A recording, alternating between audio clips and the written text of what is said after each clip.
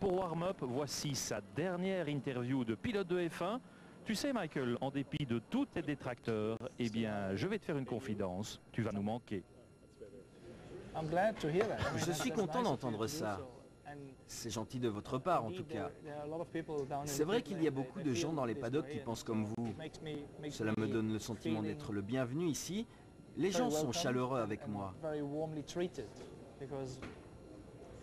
C'est un boulot difficile, c'est dur pour tout le monde ici. C'est un milieu qui n'est pas toujours des plus amicales. Ça fait donc du bien d'avoir un noyau dur de gens bien intentionnés autour de moi. Ce sont des gens que je suis heureux de voir et que j'aime fréquenter. Et quand ce sentiment est réciproque, je ne peux qu'être heureux. Je sais de sources sûres, pour avoir pu le constater moi-même, que vous êtes quelqu'un de très sensible. Mais parfois, vous donnez une image de vous-même plus rigide, plus froide. Pourquoi? C'est une manière de vous protéger? Oui, tout à fait. Quand je suis concentré, j'ai l'air froid et absent. J'ai sans doute été parfois comme ça avec vous également. Je vous croise et je ne vous dis même pas bonjour. Pourquoi? Parce que je suis dans un état d'esprit totalement différent. Même mon frère s'en est plaint. Il m'a dit une fois, mais pourquoi est-ce que tu ne me dis plus bonjour? Je lui ai dit, mais si, je te dis toujours bonjour. Mais non, tu m'as croisé il y a 5 minutes et tu ne m'as pas dit bonjour. Je lui ai dit, oups, désolé, je ne t'ai pas vu. Malheureusement, je suis comme ça parfois. Je suis désolé, cela n'avait rien de personnel. Aucun problème, c'était juste une question. Vous avez pu aller au bout de vos convictions pour vivre de votre passion, vous avez eu cette chance.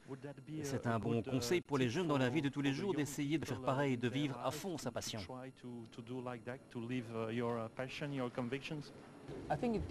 Je pense que tout dépend de ce que tu fais. Si tu fais quelque chose dans le but d'être compétitif, que tu te bats contre des adversaires dans le but d'atteindre le maximum, tout d'abord, tu dois aimer ce que tu fais.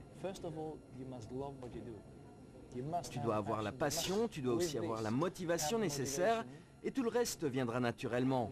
Il faut y aller à fond. C'est comme ça que je l'ai vécu, que je l'ai fait et que j'ai aimé le faire. Comment voulez-vous qu'on se souvienne de vous? Je pense que mon anglais de 5 lettres suffit. Racer, compétiteur. Si vous deviez me donner le nom de 3 personnes dans le paddock, pas forcément des pilotes, qui vous ont fait forte impression, peu importe la raison, pendant toutes ces années, qui est-ce que ce serait?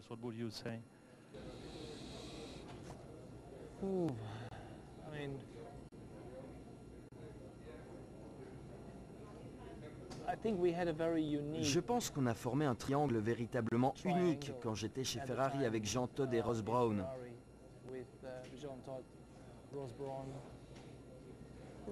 Il ne faut pas non plus oublier Rory Byrne avec moi en plus, c'est donc plutôt un carré qu'un triangle, même si Ross et Rory sont à mettre du même côté, le côté technique.